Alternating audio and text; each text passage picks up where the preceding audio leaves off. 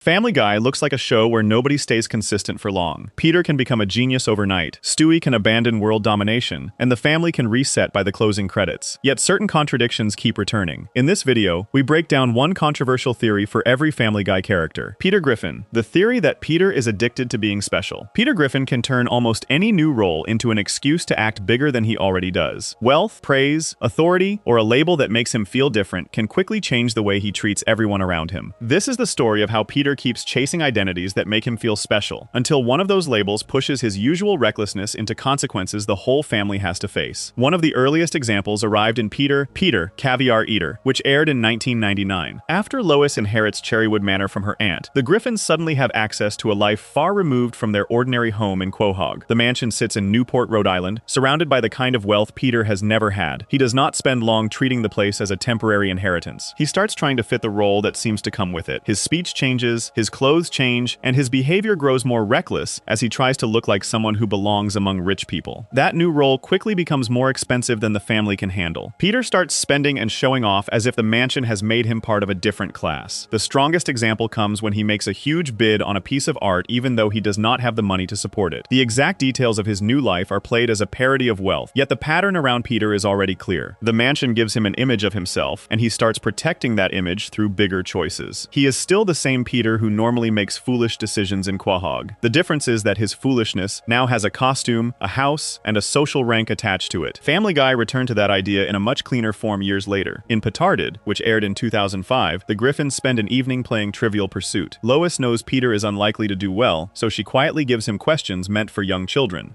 Peter answers them correctly and takes the victory at face value. A small favor from Lois becomes proof, in his mind, that he is far smarter than everyone has been giving him credit for. Within minutes, the game has stopped being a family activity and become a new identity for Peter. He is no longer simply happy that he won. He begins treating the win as evidence that he belongs above the people around him. Brian becomes the person who challenges that confidence. Peter is encouraged to have his intelligence tested, expecting the result to support what he already believes. The evaluation goes in the opposite direction. Peter is told that he has an intellectual disability. The label that Peter expected to confirm his superiority instead places him in a category he finds humiliating. For a short stretch, the episode lets that result hit him exactly the way it should. His confidence disappears. The man who had been talking down to the family after a few easy questions suddenly has a professional judgment telling him something he never wanted to hear. The test setup also needs one small piece of real-world context, because the episode borrows the name of an actual program. The MacArthur Fellowship is often called a genius grant in news coverage, but the real MacArthur Foundation does not give applicants an intelligence test, and people do not apply for the award themselves. Candidates are privately nominated and reviewed. Family Guy turns that familiar genius label into a simple cartoon test, because Peter needs something he believes can officially prove his claim. The comedy comes from how much faith he places in the label before he has any idea what the result will say about him. Cleveland taking in the children adds another useful detail to the fallout. Cleveland is part of Peter's regular friend group, someone who normally sits beside him at the Drunken Clam and gets pulled into his schemes. Here he becomes the safer home when Peter's choices leave the Griffin children without a capable parent in the house. That reversal gives the disaster a clear shape. Peter has spent the episode chasing reasons that he should be treated differently, and the final consequence is an official decision that he cannot be trusted with the people who depend on him most. The same gap appears whenever Peter gains a new role without gaining the skill that role would normally require. Cherrywood Manor does not teach him how wealthy families manage money. Correct answers to easy questions do not make him a genius. A diagnosis does not teach him judgment. Hosting a children's show does not suddenly make him careful or thoughtful. Peter receives the outside sign first, then behaves as though the abilities should come with it. The role changes faster than the man wearing it. Peter does not stay ashamed for long. Once he begins to understand that people will respond differently to the diagnosis, he starts testing how far that difference can go. The new label gives him another way to separate himself from ordinary rules. He uses it to excuse behavior that would normally bring immediate consequences, then keeps pushing because each escape teaches him that another boundary might also move. The story becomes less about the test itself and more about what Peter does after discovering that a label can change how the world reacts to him. That progression is important because Peter has just moved from one extreme to another without losing the same basic drive. A few preschool-level trivia questions made him think he was a genius. A diagnosis that destroys that claim soon becomes useful for a completely different reason. In both cases, Peter takes the part of the situation that makes him different from everyone else and builds his behavior around it. The label can even be humiliating at first, as long as it eventually gives him a new position. The episode keeps raising the cost of that position until Peter finally creates a problem that cannot be laughed away inside the moment. His reckless behavior eventually leads him to try taking a large fryer from a restaurant restaurant. During the struggle, hot grease badly burns Lois. The injury sends her to the hospital, leaving Peter as the only parent at home. Child Services then determines that he cannot safely care for the children on his own. Chris, Meg, and Stewie are removed from the Griffin home and placed with Cleveland. Peter does not respond by proving he can be a safer parent. Brian tells him he needs to show Child Services that he is responsible, but Peter instead tries to make Cleveland look unfit by bringing prostitutes into Cleveland's house. Agent Jessup sees through the setup, and Cleveland throws Peter out, turning Peter's attempt to recover the children into another scheme that only makes his judgment look worse. The cards from the beginning of the episode have now led to one of the largest consequences Peter can face. Lois tried to make him feel good for one evening. Peter turned that small boost into a claim that he was a genius, then turned the collapse of that claim into another form of special treatment. By the time the children are gone, both versions of Peter's new identity have failed. The first made him arrogant. The second gave his worst impulses room to grow. Neither one made him more capable than he had been before the game started. Petarded gives the theory its strongest piece of evidence, because the story removes the easy explanation that Peter simply wants praise. Praise works on him, but humiliation can also be reshaped into something he values once it comes with different rules. The common point is the feeling that his situation is unusual enough to place him outside the normal limits that everyone else follows. Peter does not respond to every new identity the same way, but he repeatedly treats being singled out as an invitation to become a larger version of himself. The early mansion story follows the same line from another direction. Cherrywood Manor gives Peter wealth and social status for a short period. Instead of enjoying the house quietly, he starts performing the role of a rich man, until the performance threatens the thing that made it possible. Petarded gives him an official label and a reason to expect different treatment. Again, he performs the role until the family pays for it. The objects change from a mansion to a set of test results, yet Peter's behavior keeps moving toward the same kind of excess. A later episode, "You Can't Do That on Television, Peter," gives him a public stage instead. Peter becomes frustrated with children's television and creates his own program, Petey's Funhouse. The new job places him at the center of a show designed around his personality. For Peter, being the host is enough to create another temporary version of himself. He has an audience, a recognizable role, and the chance to turn whatever he wants into entertainment. The details are different from Cherrywood Manor and Petarded, but the attraction is familiar. Peter is once again happiest at the moment when the world appears to have built a special place around him. Family Guy has given Peter countless jobs, hobbies, schemes, costumes, and brief careers, so no single theory can cover all of them. Some begin because he wants money, others begin because he is jealous, angry, bored, hungry, or simply following the first bad idea that reaches him. The pattern here is narrower. When Peter receives a title or label that makes him feel unusually important, his normal lack of restraint often becomes stronger. He starts behaving as though the new role has changed what he is allowed to do, even when nothing about his judgment has improved. That helps explain why Peter's confidence can look strange from episode to episode. He is capable of feeling embarrassed and insecure, especially when somebody clearly exposes his limits. He can also leap from that embarrassment into total confidence as soon as a new role offers him another story about himself. The change does not require careful thought. Peter rarely needs evidence beyond the first sign that the identity feels good or useful. Lois handing him easy trivia cards is enough. A mansion is enough, a television camera is enough. The high point in Petarded makes the cost visible, because Peter's game finally reaches beyond his own body and reputation. Lois is injured, the children are taken away, and the household that normally absorbs Peter's mistakes is temporarily broken apart. The episode still returns the Griffins to normal because Family Guy is built around that reset. Lois recovers, the children come home, and Peter does not carry a permanent new level of self-awareness into the following week. The reset does not erase what happened inside the story. It shows how far Peter can go when a new identity gives him permission to stop seeing himself as ordinary. The most useful version of the theory is therefore simple. Peter repeatedly wants some sign that he is different in a way that matters. Sometimes he wants to be admired. Sometimes he wants the freedom that comes from being treated as an exception. Sometimes he wants a room full of people looking at him. The details move around, yet the reward is similar. For a character who spends his life failing basic tests of judgment, being told that he belongs in a special category gives him something he can build a whole episode around. That also explains why the theory works best when it stays attached to specific stories instead of becoming a diagnosis. Peter can be generous, loyal, frightened, lazy, cruel, loving, jealous, or reckless, depending on the episode. Family Guy never locks him into one clean motive. The repeated object is the better guide. A mansion appears and Peter becomes an aristocrat. Easy cards appear and Peter becomes a genius. Test results appear and Peter turns them into a shield. A television set appears and Peter becomes a host. Each object offers a new place for him to stand. The ending of Petarded returns that pattern to its smallest beginning. Before the Friar, the hospital, Child Services, and Cleveland taking in the children, there was only a table and a set of questions Lois had made easy because she wanted her husband to enjoy himself. Peter did enjoy himself. He enjoyed the feeling so much that the meaning of the game grew far beyond anything Lois intended. A few preschool questions gave Peter a reason to see himself differently. and the rest of the episode followed what happened once he refused to let that feeling stay small. That reset also restores the family's old balance almost immediately, because Peter quickly becomes the loudest problem in the house again, giving everyone around him room to return to the roles they already know. Before we move on, if you're enjoying this analysis, please consider subscribing. It helps the channel tremendously. Peter's chaos usually leaves Lois restoring order after the damage is done, allowing her to return to the role of the reasonable parent. That balance becomes harder to trust when Lois finds her own reasons to lose control, from a casino floor to choices that eventually pull the entire family into the consequences. Section 2. Lois Griffin. The theory that Lois needs Peter to be worse than she is Lois Griffin usually looks like the responsible parent because Peter creates the louder disaster. Family Guy has also shown that Lois can lose control on her own when gambling, aggression, or stealing gives her something she wants to keep chasing. This is the story of how Lois crosses those lines herself, until one of her choices pulls the entire family into a crisis she can no longer manage from the sidelines. The pattern appears during the first season in The Sun Also Draws. The episode mainly begins with Peter and Chris fighting over the life Peter wants his son to have. Chris cares about drawing, while Peter is focused on getting him back into the Youth Scouts. The family's trip eventually brings them to a Native American casino, and the story quietly gives Lois a problem of her own. She starts gambling. What begins as something to do while the other conflict continues becomes hard for her to stop, and she eventually loses the family car. That early story is useful because Lois does not need Peter to push her into the mistake. Peter is busy with Chris and his own plan. Lois finds the casino, enjoys the rush, and keeps going after the sensible stopping point has passed. The family car turns the problem into something everybody has to deal with. Family Guy was still establishing the Griffins at the time, and the episode already allowed the parent who usually looks more grounded to make a decision large enough to strand the family. The same side of Lois returns in Lethal Weapons. The episode places Quahog in the middle of its yearly rush of visitors who come to see the fall leaves, and Lois begins learning martial arts. She proves to be talented at it. The training gives her confidence and a way to push back physically, but the feeling does not stay limited to self-defense. Her anger becomes easier to express through force, and the aggression follows her home. The Griffin house eventually turns into a full family fight. Peter and Lois are no longer standing on opposite sides of the usual order and chaos split. The children join the violence, and the entire home becomes part of it. Lois has gained a skill that should have made her more capable, yet the episode follows how quickly that ability can feed a part of her personality that had normally stayed under control. Once the excitement wears off, the family returns to its familiar shape, but Lois has already shown that she can enjoy the same kind of excess she usually recognizes in Peter. Those episodes are early cracks. Breaking out is hard to do gives the idea a much longer story. The episode begins with Lois shopping for groceries and finding that she does not have enough money at the register. She steals a ham instead of leaving it behind. The act is small enough to hide easily, and nobody around her has to know what happened. That private success becomes the start of the problem. Lois discovers that stealing gives her a rush, and she begins taking more. The thefts grow from everyday items into objects that cannot be brushed aside as a desperate grocery decision. Lois keeps shoplifting, keeps enjoying the excitement, and eventually steals a Matisse painting. By then, the behavior has moved far beyond the situation that started it. The family member who normally tells Peter that his latest shortcut has gone too far has built her own routine around getting away with something because getting away with it feels good. Her luck runs out. Lois is caught, convicted, and sent to prison for 3 years. Family Guy has used arrests as jokes many times, but the story treats the sentence as a real obstacle inside the episode. Peter and the children are left without the person who normally manages the home. Peter decides to break her out, and the entire family becomes involved in escaping the consequence of Lois's choices. The Griffins flee and hide in Asiantown, trying to build a temporary life away from Quahog while Joe searches for them. The reversal is hard to miss even before the episode says anything about Lois's character. Peter is still reckless, yet he is now reacting to a crisis his wife created. Lois is the fugitive. Joe is chasing her. The children are displaced because of her sentence. The normal family roles have been scrambled by a habit that began with one stolen piece of food. That temporary life gives the Griffins new routines while they stay out of Joe's reach. Chris works as a rickshaw driver, while Peter tries to earn money as a sumo wrestler. The jobs are small, but they make the family's displacement visible because everyone is now working inside a place they only entered to escape Lois's sentence. Joe eventually finds them there, turning the attempt to settle down into another chase. Peter's part in the escape also keeps the marriage from becoming a simple case of one good spouse and one bad spouse trading places. He does not spend the episode standing above Lois and judging her. He helps her. Once she is imprisoned, his answer is another reckless plan, and the children go along with the move because the family still operates as a unit, even when the unit is making the problem larger. That loyalty matters. The theory does not depend on Lois secretly hating Peter, or Peter secretly wanting her to fail. Their bond can be real, while their worst habits also give each of them room to avoid looking too closely at themselves. Lethal Weapons makes the same contradiction visible without crime or prison. Lois begins with a reason to value the training because the fall visitors have made Quahog Quahog tense and crowded. She becomes skilled enough that other people notice. The trouble grows when the satisfaction of being able to hit back starts changing how she handles ordinary frustration. The final family brawl takes something that began as competence and turns it into a household where everybody is using force. Lois later sees the damage clearly, but the episode has already shown how fast her sense of being in control can become part of the problem. Placed together, the three stories reveal a pattern that any one of them could hide on its own. A casino could be dismissed as one gambling plot. The martial arts story could be treated as a joke about anger. The shoplifting story could be treated as a crime parody. Placed beside each other, they show Family Guy returning to the same useful contradiction. The person assigned to recognize Peter's excess has her own ways of chasing a feeling after the sensible stopping point has passed. The chase eventually forces Lois to face a choice that the early shoplifting did not. She can keep running and make the family keep running with her, or she can stop. During the pursuit, Joe ends up in danger, and Lois saves him rather than using the moment to escape. She accepts that the situation cannot keep expanding around everyone else. Joe later helps bring the sentence to an end, allowing the Griffins to return home. That decision is the strongest high point for Lois, because the episode has spent most of its running time moving her farther from the role she normally holds. The stolen ham led to a habit. The habit led to prison. Prison led to an escape. The escape pulled Peter and the children into a life away from home. When Lois finally stops the chain, she is doing the responsible thing again, but she is doing it after creating a Peter-sized problem herself. The episode does not pretend that one act of responsibility erases what came before it. Lois enjoyed stealing long after the first excuse was gone. Lethal Weapons had already shown her enjoying aggression after the original need for protection had passed. The casino, In the Sun Also Draws, showed a similar loss of restraint around gambling. Each story begins with a different trigger, yet all three give Lois access to something exciting and then let the excitement outrun the person she normally claims to be. That repeated gap supports the controversial theory around her marriage. Lois spends much of Family Guy standing next to a man whose mistakes are louder, stranger, and more public than hers. Peter gives the household a permanent worst example. After Lois gambles away the car, becomes aggressive, steals, lies, or runs from the law, the series can still return her to the responsible side of the marriage because Peter will soon do something even more reckless. Canon never says that Lois stays with Peter because she needs that comparison. The show gives other reasons for their bond across different episodes, including attraction, shared history, family, and the simple fact that both of them can still care about each other after years of terrible behavior. The theory works at the level of the family role. Peter's constant excess allows Lois to keep being framed as the adult who knows better, even when her own stories prove that knowing better does not always stop her. The marriage becomes more interesting when that contrast is treated as unstable. Lois can be horrified by Peter and still share some of his hunger for excitement. She can condemn his lack of control and then lose control herself when gambling, violence, or stealing gives her a strong enough reward. She can tell him to think about the children and later create a crisis that forces the children to hide with two fugitive parents. Her judgment is often better than Peter's. Her ability to follow that judgment is less reliable than her normal role makes it appear. Peter also benefits from the arrangement in a different way. Lois repairs his messes, pulls him back from bad ideas, and gives the family a person who can recognize normal consequences. Lois benefits from having a partner whose failures are so large that her own failures can look temporary beside them. Neither part requires a secret plan between them. It grows from the way Family Guy repeatedly restores the same household after stories that should have changed it forever. That restoration is especially clear after breaking out is hard to do. Lois does not return from prison as a permanently changed person with a new place in the family. She comes back to the same kitchen, the same husband, the same children, and the same role. The sitcom reset does part of the work. Peter's personality does the rest. Once he is back to creating the biggest problem in the room, Lois can once again become the person reacting to him. The pattern also explains why Lois's darker moments can feel surprising even after the show has used them for years. Her surface role remains stable enough that every new break from it looks like a discovery. Peter acting without restraint is expected. Lois doing the same thing carries a different weight because she has spent time being the person who recognizes restraint as necessary. The show can therefore return to her temper, her jealousy, her thrill-seeking, or her selfish choices without needing to erase the responsible version. Both versions have been there for a long time. The casino, the martial arts class, and the stolen ham each expose a different pressure point. Gambling gives Lois a rush tied to chance. Fighting gives her a rush tied to strength. Shoplifting gives her a rush tied to getting away with something. None of those stories proves that Lois secretly wants to become Peter. They show that she has her own appetite for behavior that breaks the calm image she usually carries. Peter's presence makes it easier for that image to survive. The theory reaches its strongest form once those separate failures are placed beside Peter's constant excess. Lois is capable of making bad choices without Peter's help. Peter gives her a comparison that almost nobody else in Quahog could provide. His chaos is so regular that Lois can cross a line, come home, and still be the person most likely to tell him that the next line should not be crossed. The The marriage keeps resetting around that difference, even after individual stories prove the difference is smaller than it first appears. The stolen ham is the cleanest object to leave behind. Lois takes it because she is short on money, and for a moment, the choice can still look like a small act made under pressure. Everything that follows grows because she likes the feeling enough to repeat it. By the time she is running from Joe with her family beside her, the original excuse has disappeared. Lois eventually chooses to stop, returns home, and resumes the role that made the whole fall surprising in the first place. Her return to the responsible role therefore says as much about the family structure as it does about Lois, because Peter's next disaster gives that role somewhere familiar to stand again. Before we move on, if you're enjoying this analysis, please consider subscribing. It helps the channel tremendously. Lois can create her own chaos and still return to the responsible role once Peter becomes the larger problem again. Stewie once wanted the order inside that house destroyed completely, but years spent beside Brian gradually gave his inventions, threats, and impossible plans a very different kind of pressure to deal with. Section 3. Stewie Griffin, the theory that Brian ended the evil genius. Stewie Griffin began Family Guy as a baby, obsessed with killing Lois and taking over the world. Those ambitions never vanished completely, but Brian gradually became the person at the center of many of Stewie's biggest stories. This is the story of how a character built around conquest becomes tied to one friendship, until losing Brian forces Stewie to confront a problem none of his usual threats can solve. The early Stewie is built like a tiny supervillain placed inside a family sitcom. His plans are large enough to sound ridiculous beside diapers and high chairs. Lois is the main target because she represents both his mother and the person with the most direct control over his daily life. World domination gives the same frustration a larger stage. Stewie wants power over the person who feeds him, dresses him, and decides where he goes, then imagines extending that control far beyond Spooner Street. Brian begins as a very different kind of character. He is the Griffin family's talking dog, but he speaks to adults as an equal and often acts like the most educated person in the house. That makes him unusually useful to Stewie. Peter can barely follow Stewie's vocabulary. Lois often hears his speech without treating every threat as a serious plan. Brian can actually answer him. The two characters can insult each other, plan together, and share scenes where neither one has to become less intelligent for the other to keep up. Road to Rhode Island, which aired in 2000, gave that pairing its first major test. Brian travels to Palm Springs to pick Stewie up from his grandparents, and the return trip turns into a long journey back toward Quahog. The episode takes them away from the Griffin house and leaves the two characters together for much of the story. That simple change matters because Stewie no longer has Lois nearby as a target. His main relationship for the trip is Brian. The road story also gives Brian a painful personal problem. During the journey, he returns to the place where he was born and learns what happened to his mother. Brian had carried anger over being separated from her, and the discovery forces him to confront a piece of his past he had avoided. Stewie is there while that happens. The pair still fight and joke, but their trip now includes something the early Stewie and Lois plots rarely needed: one character staying beside the other while a personal wound opens up. That episode did not suddenly turn Stewie gentle. He remained manipulative and violent, and Brian remained capable of being selfish. What changed was the range of stories available when the two were paired. A Stewie plot no longer needed a weapon pointed at Lois to give him something to do. He could be on a train, in a car, lost far from home, or dealing with Brian's problems. The road episodes that followed kept returning to the pairing because the characters could carry adventure and conflict without needing the old world conquest setup every time. Family Guy later gave Stewie's original ambitions one of their largest stages in the two-part story Stewie Kills Lois and Lois Kills Stewie. The first half appears to let Stewie finally cross the line he had threatened for years by attacking Lois and leaving the family to believe she is dead. The second half pushes the consequences much further. Lois returns, Stewie's conflict with her expands, and his hunger for power grows into a national crisis. The old supervillain version of Stewie gets the kind of scale his early speeches always promised. Then the story pulls back. The events are revealed as a simulation, a way of seeing how Stewie's old goal would play out without permanently changing the series. The choice is useful for this theory because Family Guy finally gives the original Stewie a chance to run close to the end of his basic fantasy. Killing Lois and gaining power can fill a large event story, but the show still returns him to the nursery afterward. The fantasy has been tested without becoming a new permanent direction. There is also a production reason for the change in Stewie that should stay separate from the character theory. Seth MacFarlane later explained that moving away from constant world domination and Lois murder plots was not planned as a hidden emotional change inside Stewie. The writers had used that basic premise many times and felt it was becoming played out. That matters because Brian cannot be treated as the official cause of the writing shift. The change began because the people making Family Guy wanted more story options for the character. Inside those new story options, Brian became increasingly central. Brian and Stewie, which aired in 2010, makes that clearer than almost any other episode. The two characters become trapped inside a bank vault over a weekend. Most of Family Guy's normal tools are stripped away. There is no large Griffin family plot carrying the episode, no cutaway heavy adventure to keep changing locations, limitations, and no world conquest plan waiting in the background. The story has Brian, Stewie, a locked room, and the things they are willing to say once they cannot leave each other. The episode begins with a kind of irritation their friendship often uses for comedy. Being trapped together makes every small problem worse. As the hours pass, the conversation becomes more personal. Stewie discovers that Brian keeps a gun in a safe deposit box. Brian explains that he keeps it as an option for a day when he might decide he no longer wants to live. The admission changes the room. Stewie, who has threatened lives casually across the series, is suddenly dealing with the possibility of losing Brian through Brian's own despair. Stewie responds with a seriousness that his old supervillain role could rarely support. He tells Brian that their relationship gives his own life meaning and that Brian matters to him. The scene does not erase the insults, cruelty, or selfishness that exist between them.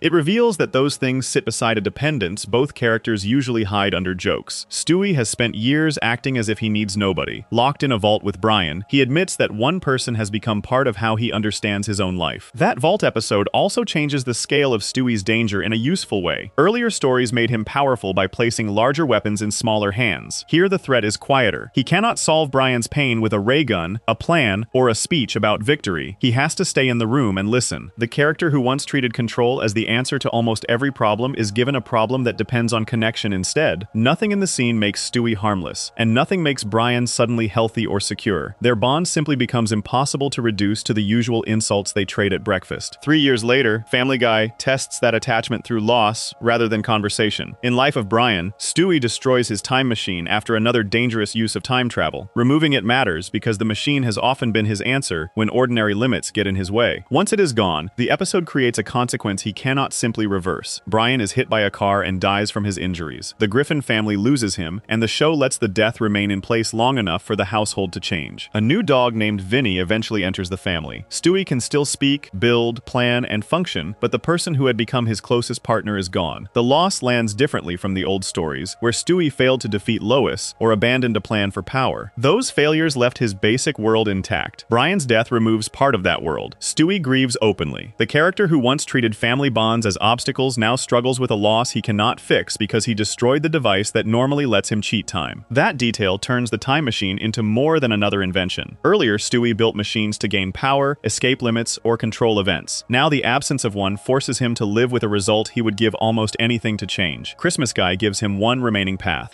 At the mall, Stewie spots an earlier version of himself from before the time machine was destroyed and realizes that his past self still has the return pad. Vinny helps by distracting that earlier Stewie long enough for the present Stewie to take it. The plan carries its own cost, because saving Brian will erase the chain of events that brought Vinny into the Griffin house. Stewie still uses the pad, returns to the moment before Brian's accident, and prevents the car from killing him. The high point is simple because the story has already done the work around it. Stewie gets access to one of his most powerful tools again, and he uses it to save Brian. The machine once associated with impossible schemes, control, and adventure becomes the way he restores the relationship that has grown through road trips, arguments, private conversations, and years of shared stories. Stewie does not conquer anything. He makes sure Brian gets to keep living. That decision is the strongest version of the theory, but it still needs the production truth beside it. Brian did not officially cure Stewie of being evil, and McFarlane did not describe the character change that way. The writers expanded Stewie because the old goal had become limiting. Brian then became one of the strongest places for that expanded character to go. He gave Stewie somebody who could handle his intelligence while also creating stories about loyalty, jealousy, fear, grief, and dependence. The old Stewie remains visible after Brian is saved. He still builds dangerous devices. He still behaves selfishly. He still threatens people and can become frightening when a story wants that side of him. Family Guy did not trade one clean personality for another. It layered a long relationship over the original design.